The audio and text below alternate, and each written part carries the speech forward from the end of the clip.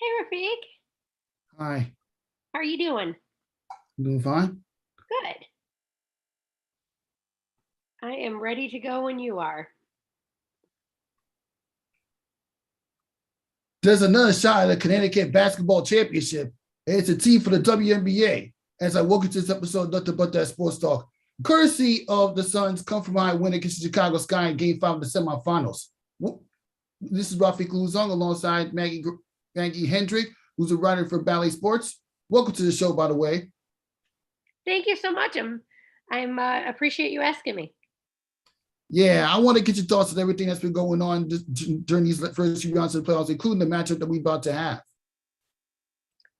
Yeah, I mean we've got a lot to talk about. I was in Seattle earlier this week, and then I was at the game last night in my hometown of Chicago. So there's a lot.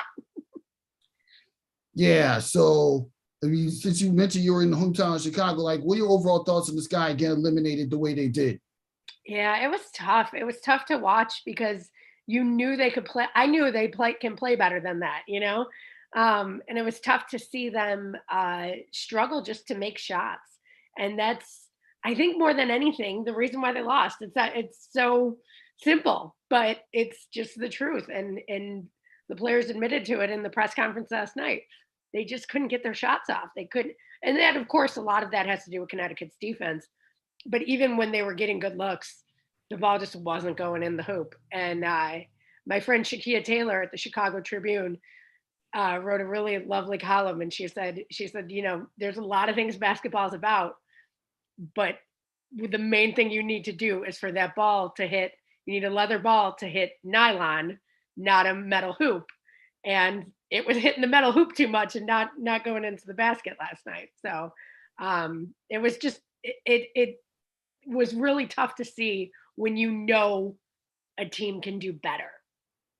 Exactly. And you know what? This is what my New York Liberty was supposed to do after they won game one in the first round. But obviously, Chicago redeemed themselves and won that one. But now Chicago went all out to lose a game one, lasted until the fifth game, and they couldn't even. Well, this is the third time in the last 4 years they lost to the Connecticut Sun in the WNBA playoffs since they did defeat them last year on the way towards the championship as a sixth seed. Right now, the flip the script, and well, yeah, this kind of goes to show that basketball is more unpredictable than what our brains tell us. Yeah, if there is anything I've learned about basketball this particular playoff season is how much more it's mental.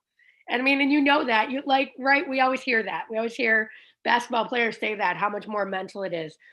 But these players at the WNBA are such a high level that they are not that much different physically. It all comes down to mental and peaking at the right time and staying focused at the right time. I mean, the season was a lot because it was so compressed that, like, to stay focused like that the entire season and to get to the finals, I mean, that's a tough thing to do. Yeah, it really is. I mean, because I mean, the coach talked about it, the press conference. I mean, it all comes down to the team staying together and actually following the coach's strategy. I Yeah. mean, it also comes down to which team has the last run, or if it's not the first punch, it's always the last punch. Yeah. What this playoffs always taught us. I mean, you've seen that from these two teams that are about to face off in the WNBA finals, and 2 years ago they faced off for a spot in the finals. Yeah. And you talking about two franchises that have yet to win a championship. Connecticut Sun having the most championships, and the most wins without a championship, even more than the New York Liberty. This Connecticut Sun team had the potential to make it this far, but they always run into bad luck, whether it's injuries or you just ran into a buzzsaw, Yeah. or as Yeah.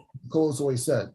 Yeah, I mean, I think it's an exciting thing for the league that we're going to, no matter who wins, we're going to get a new champion, a new franchise will get to call themselves champion, and a new coach. Because both Kurt Miller and Becky Hammond, neither of them have won a WNBA championship, obviously, as a coach. So I think that's an exciting thing for the league. Um, I was also, like, the thought of Chicago breaking the no back-to-back team, nobody wins a back-to-back championship. I thought that would have been a cool thing to cover and see too. But I think either way, when you just have great storylines, you know. Yeah, and well, we want the subject of storylines. Like, which WNBA story will be so much intriguing to watch by the time the season comes to an end? Kurt Miller win his first championship, or Becky Hammond?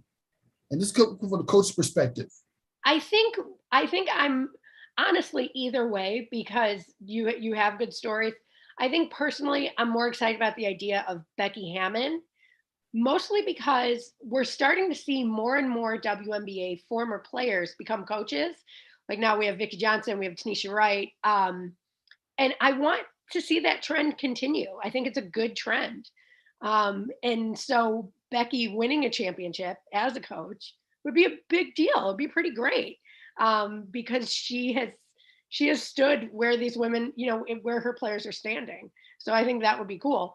But there's also a lot of cool stuff with Kurt Miller. That would be an openly gay male coach winning a championship.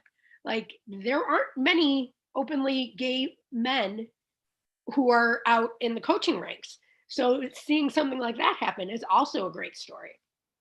Yeah, that's true. I mean, since you talk about Kurt Miller being the gay and coach that he is, I mean, coaching a bunch of LGBT, basically an LGBT roster, because literally all the women on the Connecticut Sun are gay. But we don't talk about that on the air. Just out of out of respect for people's sexual preference. Right. It is worth bringing up. So. Well, I mean, and there are even two engaged couples on the Sun with Jasmine Jones or Jasmine. Why am I forgetting Jasmine's last name? Yeah, Jasmine Thomas, Thank you. and Natasha Hanneman.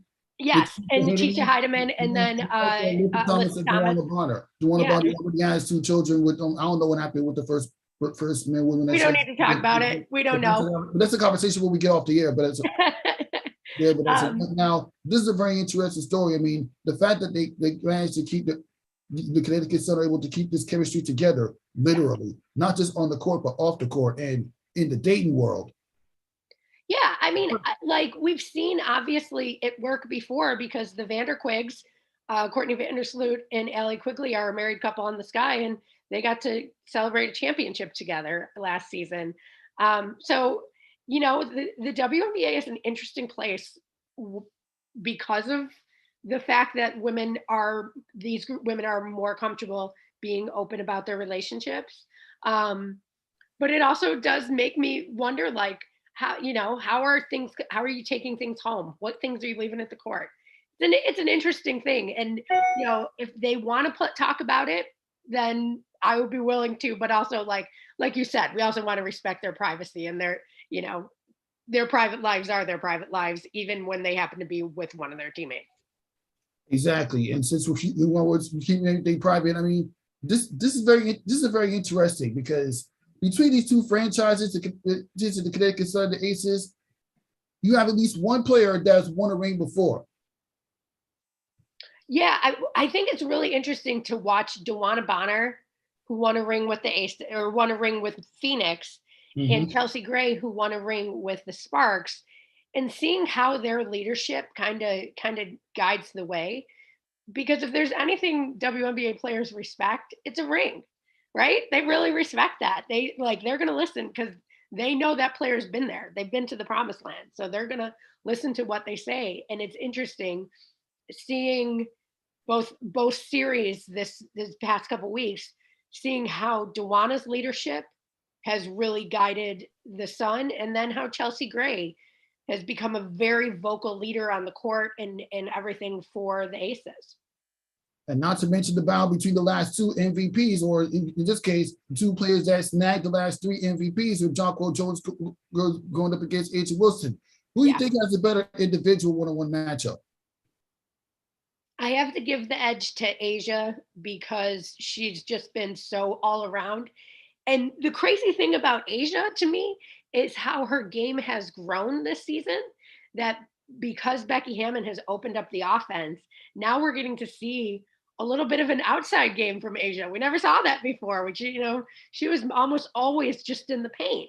So it's a fun thing to see, like how A'ja has been able to continue, even being the MVP, 2-time MVP now, one of the best players in the world, and she's still pushing and growing her game. I mean, it's just been a really cool thing to see.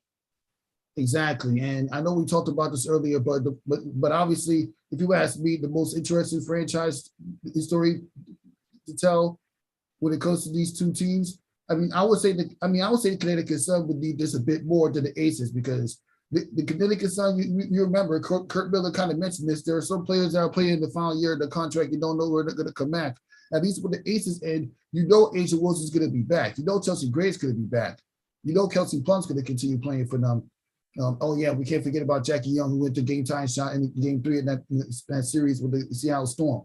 Yeah. So, yeah. But the thing is about that is even though you know a player might be backed by a contract, we never know what's going to happen in the offseason physically. We never, you can never count. If you're in the finals, you got to go win that chip right now because you don't know as far as injuries, as far as whatever other kind of things can happen to a player when that might come up.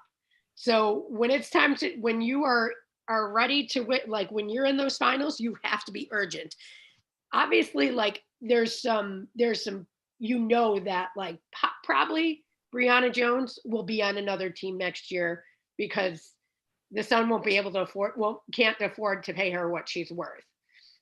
And she should also could be a starter somewhere else. And you don't know if Natisha Heidemann will be back or Courtney Williams. But no matter what, if you're in the finals, you have to be urgent about it because you don't know what could happen. Yeah, and while we talk with Courtney Williams, she was on the roster the last time the Connecticut Sun were in the WNBA finals when they were taken out by the Washington Mystics. She was fortunate enough to come back after those not so great seasons with the Atlanta Dream. Yeah. So the fact that she still proved that even as a lower tier starter, she could come through with a clutch.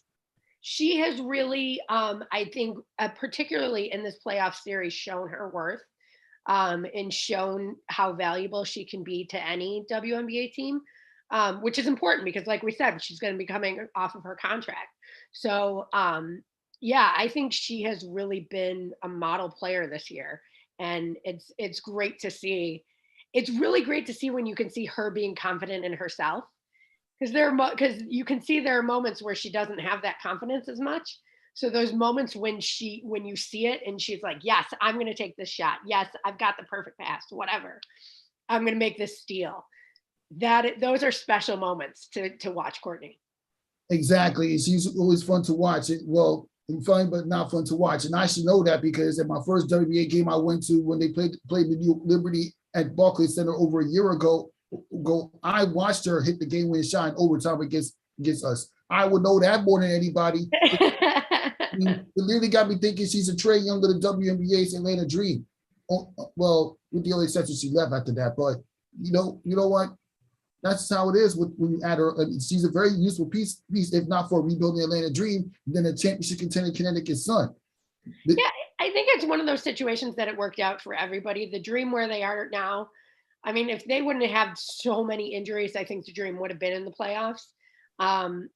And then you look at the Sun and see how comfortable Courtney is there, that it ended up working out for everybody, and that's like that. When you see a trade, this wasn't a trade, obviously, but when you see a trade, you just want to see everybody come out okay. I mean, unless you always want to make sure the New York Liberty win, right? Yeah, it is what it is. I mean, we knew we weren't ready for Chicago, but the Connecticut Sun we knew we weren't ready for you. You a Chicago Sky fan? I don't consider myself a fan of any particular team. Like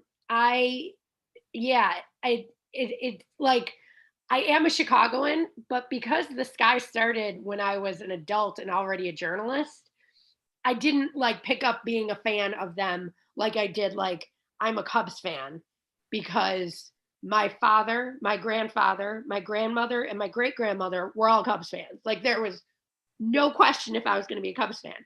But we didn't have that. I didn't have that same like in my blood thing with the Sky. So like I followed them as a Chicagoan, but I'm not like a fan, if that makes sense. Fair enough. Because it also, when you're talking to the players all the time, you have to push that fan thing out so that you don't make it weird, for lack of a better term. So like I have good relationships with a lot of the players on the Sky. And if they ever like saw me being a fan in some way, that could end up making that weird. Or also, I don't know if Kurt Miller or DeWanna Bonner would want to answer my questions if they thought I was a Chicago Sky fan. You know what I'm saying? Yeah, no, it's fine. I mean, you got to make sure you put the fandom aside when you do a journalism. This is coming from somebody that's been covering the WNBA for nothing but the sports talk since the bubble. So, I mean, you always got. I mean, yeah, when you're talking to players, you always got to talk about the games on its own. I mean, that's pretty much how it is. Yeah, yeah. And yeah, this is going to be a pretty interesting. It's in the WNBA finals. Who you think? Who you think's going to take it? It's funny. I have picked against the Sun. I thought that Dallas could take him out. I really did. And then thought the Sky were going to beat him. And I think I'm going to pick against him again. And maybe they'll prove me wrong. But I think this Aces team is just so loaded. They're just so hard to put on their heels. You don't see it happen very often. So I think it's probably going to be Aces in 4. I'm gonna pick against you and go with Connecticut 7-5. All right. I just have that little upset. I just have that little upset mentality and of that feeling. Underdog. Yeah. Always support underdog teams or underdog teams. Unless it's New York, then that's different. I just have that little mentality of supporting underdog teams when I'm confident and I know at their healthiest year possible, they can get it done. All right. And Connecticut being the closest city to me, I'm from Brooklyn, New York, by the way, and Connecticut being the closest city to where I live, it's about time the Connecticut basketball landscape has another championship. And it's coming for the Connecticut Sun and not the UConn Huskies. Yep. All right. So many championships for the UConn Huskies. So yeah, they've had a few, huh? Had one or two. More than a few. Connecticut. I mean, I was joking. One or two. Yeah, I mean, seriously, if you look back at the archives, they kind of had their failures in the WNBA finals going up against teams like the Seattle Storm and the Sacramento Monarchs in the 2000s to, of course, the loss of the Mystics 3 years ago. I think this is their time. Yeah. You had DeWanna Bonner that won a championship with the Phoenix Mercury. I mean, you brought back Courtney Williams from that championship run, and then not to mention you add a couple pieces since the past few years, and Dejanay Carrington, who's proven to be somewhat useful when she has the ball in her hands. But what are your impressions of Dejanay Carrington during this year's playoffs? I think she's done a good job of making sure that she's being valuable, whether she's on the bench or on the court. She is the loudest cheerleader for her team and the loudest person making sure that they, even when they were down in games, making sure that they don't get too down on themselves, which is an incredibly valuable thing to have. You need to have that. I mean, obviously she's young. She still has a lot to learn, but I've been impressed with her. Yeah, exactly. And she's part of the roster that survived series clinching road case in the first 2 rounds. You said you thinking they weren't going to make it, but yet they did it anyway. Mm-hmm. All the Aces, all they had to get through was a depleted Phoenix Mercury roster, and then a Seattle Storm that was basically prepared for Sue Bird's retirement. Okay, I am not going to let you say that the Seattle Storm were an easy team to get through when you have Brianna Stewart, Angela Lloyd. No, we're not easy to get to, but let's be real. I do not think after a seesaw regulation game in game 3, they did blast them in overtime, and then when they were down by as many as like 10 points in game 4, Chelsea Gray took over. Right. But that didn't mean it was easy for them. They had a rough road. Like, I mean, from a series perspective, it took 24 games to beat them compared to when they got blasted by the Storm in the bubble 2 years ago. The Seattle Storm I don't think you could compare playoffs anymore because of how the playoff format has changed. But the Seattle Storm were the hottest team coming out of the playoffs or coming into the playoffs. I know more than one reporter who actually picked them to win it all. So I think probably Phoenix was an easier win for the Aces, but I don't think either of the semifinals were easy because those were the top 4 teams in the league, no question. and they just were beating the hell out of each other. So I think Seattle gave them a very tough time, and it just showed how focused and how together the Aces are, that they were able to win those games. Because I will tell you, just being at that game on Sunday, the roller coaster overtime one, I was exhausted just from being there. So actually playing it, I mean, that they all were able to stay focused and just get the job done on Tuesday, that was impressive. Exactly. And the fact that the Seattle Storm were able to keep this together this long up until Sue Bird's final game, like earlier this Tuesday, it's just insane. I mean, this is basically one of the best storylines in the WNBA playoffs, which is watching Sue Bird's final game. Would you agree? Oh yeah. I mean, it is one of those privileges that I'm gonna like mark down of like the best things I've done in sports journalism, getting to be at Sue Bird's last game, and also that game on Sunday. That game Sunday was probably the best basketball game I've ever seen in person. So those were great things.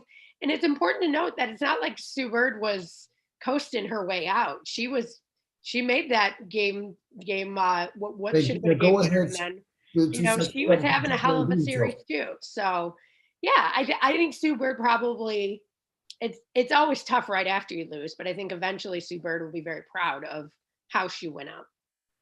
And I'll tell you this one thing though, I was at least hoping that the series go to a game 5 in Vegas, but Aces wasn't having that. Yeah, the Aces just wanted to just get it done. Mm-hmm. But while we're on the subject talking about the W, like out of the first round exits that we've had this year's playoffs, which one do you thought was most disappointing? Which series? Which series is more disappointing? I wasn't really. I mean, the teams that got eliminated. Yeah, I don't generally look at teams like that, but like I don't think there was any team that like completely didn't show up. Even the Phoenix Mercury, that they got to the playoffs was a miracle, and that they were able to still have decent games against the Aces was impressive considering all that they've gone through. So like, and I thought the Dallas Wings did a heck of a job because they took, and so did the Liberty, because they took their series to 3. And like the Washington Mystics, those were great games between the Storm and the Mystics. The Storm just were better. So I don't really think of any of the teams disappointing. They get so up for the playoffs. You always know you're going to be in a good spot. Yeah, exactly. I'll tell you this one thing. When you make that elusive playoff appearance, you're building a future. Mm-hmm. Without question. Yeah, like say for a team like the Liberty or the Wings that are younger teams that don't have as much experience, getting 3 playoff games in, getting the experience of what a playoff game is, what the travel is with playoffs, what the expectations are, how there's so much more media, that was really valuable for them. And that's going to be really valuable as they try to build next year. Exactly. And you can see that momentum after the past few seasons in the playoffs. Imagine what players are going to get interested in coming to that team. Yeah. I think so. And that's like, I don't know exactly what the free agent situation is for New York or Dallas off the top of my head, or Phoenix, but the way a team performs in the playoffs matters. It matters when free agents are looking at if they're going to go join that team. Yeah, it really does. Well, now that we're done talking about the playoffs, or you pretty much make your predictions. I mean, I got Sun in 5, we got Aces in 4, but why don't we talk a little bit about one of the biggest storylines that happened earlier this year with the Brittany Griner situation? Yeah. Thoughts? I mean, it's just heartbreaking. It's the whole situation that she has to be over there to play, that she's away from her wife, that that we don't know what's happening with her now, which is just kind of the way the legal situation in this goes. I mean, it's just heartbreaking. And when I was in Atlanta was the day she got sentenced. And after that game, Tanisha Wright talked about how the league is not whole and will not be whole until Brittany comes home. And that was the best verbalization I heard of the feelings of the players. Like I've heard a lot of players say something similar, close to it, and Tanisha did a very good job of like distilling it down and saying like we're just not us because we don't have Brittany with us. Exactly. And I've been on Zoom calls with the Washington Mystics players and players where they literally they don't think much about the game that they have currently because all they can care about is what goes on with the Brittany Griner situation. The fact that she's stuck in Russia up until this point and didn't even get to play in the playoffs. And then and then adds on, and we're not even going to talk about Skylar Smith skipping against for personal reasons. What she does is what she does. But to this one, we get into this situation that affected the Mercury a lot. They were fortunate to even get to the playoffs that the Minnesota Lynx couldn't win on the road against the Connecticut Sun. Another play led by another player who said bye-bye to the WNBA on retirement, Sylvia Fowles. Yeah, we're gonna miss Sil. I just love watching her play. I grew up. I first became a basketball fan in the '90s and an NBA fan in the '90s. So even though I'm a Bulls fan, I very much appreciate big centers like Patrick Ewing. Even though I'm gonna be honest, I don't like the Knicks, but centers I know, sorry, Alonzo Mourning, like those big centers. Sylvia was cut kind of that cloth, in that she led the league in rebounds in her very last season. Like that, it just shows if she wanted to keep playing, she absolutely could. But it was just time for her. So, it was exciting to watch. I appreciate that both Sylvia and Sue let us in on their retirement decisions and let us say thank you to them in the ways that fans and media wanted to, because it's a tough. They could very easily just at the end of the season be like, "Hey, I'm done," but that would kind of make it not fair to the fans. So I appreciate that they did. Yeah, it's gonna be tough because, well, obviously the Minnesota Lynx is still gonna be somewhat relevant because you got Lufisa Collier, Ariel Powers, and Caleb McBride going into next season. But that's a conversation for another day. But let's transition a little bit because you mentioned you're a Chicago Bulls fan and you hate the New York Knicks. I want to get when you started watching basketball as a fan growing up, like how much have you enjoyed the championship accomplishments that Michael Jordan led the Chicago Bulls to, and the decimation of the New York Knicks, with the only exception of the year where they did make it to the playoffs in 1994. Yeah, I mean, honestly, Rafique, the '90s Bulls are the reason I'm a basketball fan to this day. I would that was what my family did during at night. Like we would watch Bulls games. Like my sister and I, my brother and I, when we got to the playoffs, it would be my whole family sitting around watching Bulls games. And so obviously Michael Jordan is like the apex, the very biggest, and Scottie Pippen too. But then everybody who played on those teams, whether it's Steve Kerr, BJ Armstrong, or Horace Grant, or I can just go on and on with the names, they all still mean a whole lot to me, even though it's been quite a while. But and that was like the fun of watching The Last Dance, was for me, it was bringing back memories from, because I was born in 1979. So when the Bulls started their championship run, I was like 11 or 12, and it finished when I was 18. So it just it was extremely, it really imprinted on me because those were my teenage years. That's when you become a fan of something.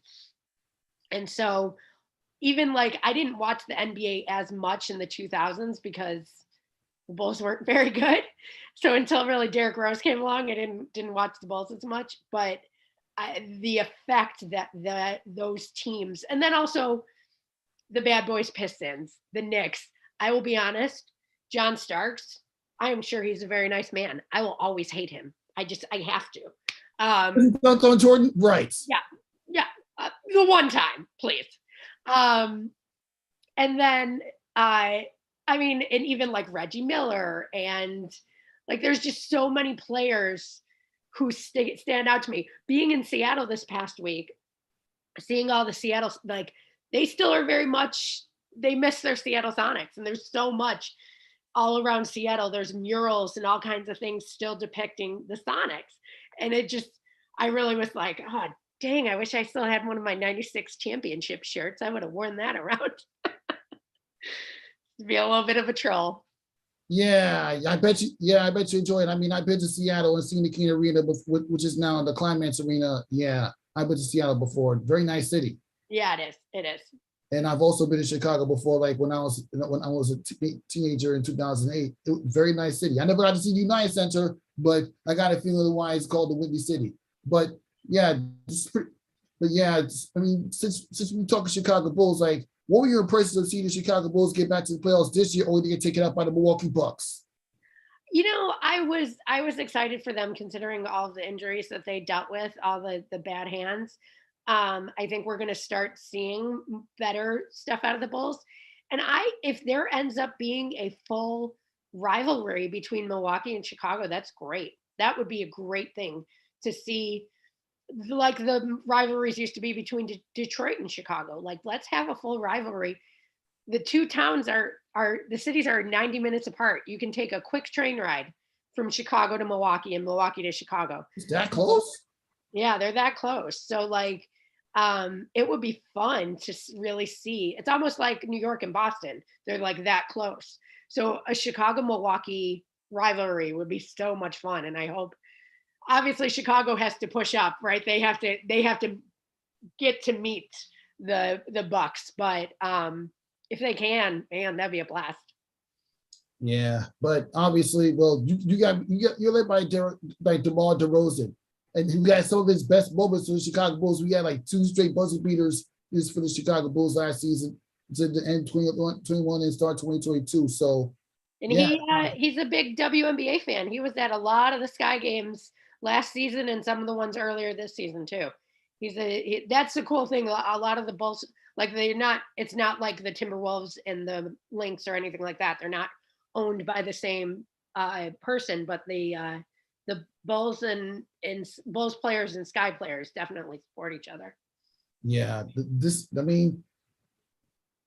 obviously, we're speaking about the Chicago Sky. Like Candace Parker said in the press conference, she doesn't really know if she's going to come back. It depends on like her stamina and how she evaluates the off season, and that's fine because even though this is the same Candace Parker that said we do not want to suck during the regular season because 60-60 were terrible in a championship year.